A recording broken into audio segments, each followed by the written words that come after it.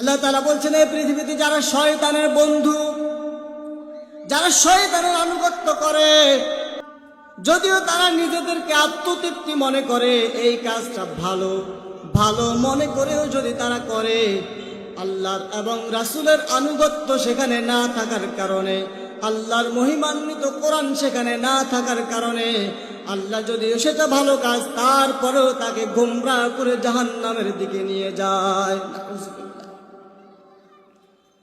সম্মানিত হাজিরিন, আল্লাহ রাব্বুল আলামিন তাদের ব্যাপারে এবার আরো স্পষ্ট করে বললেন।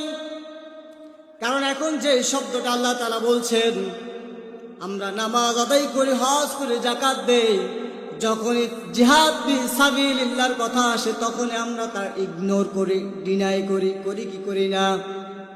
এবার আল্লাহ তাআলা বলেন, আল্লাযীনা আমানু ইউকাতিলুনা ফি সাবিলিল্লাহ, যারা আমার বন্ধু, যারা ঈমানদার, তারা আমার পথেই সংগ্রাম করে। আর যারা والذين كفروا يقاتلون في سبيل الطاغوت فقاتلوا أولياء الشيطان إن كيد الشيطان كان ضعيفا। আর যারা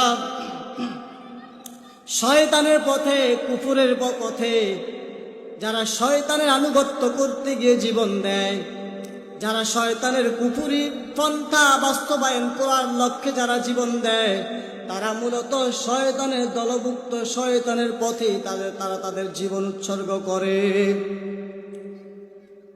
তাগুতি পন্থা, তাগুতের পথে যারা জীবন ব্যয় করে, তাদের ব্যাপার আল্লাহ তাআলা বলেন, এই পৃথিবীতে যত তাগুতি শক্তি আছে সবই হলো দুর্বল।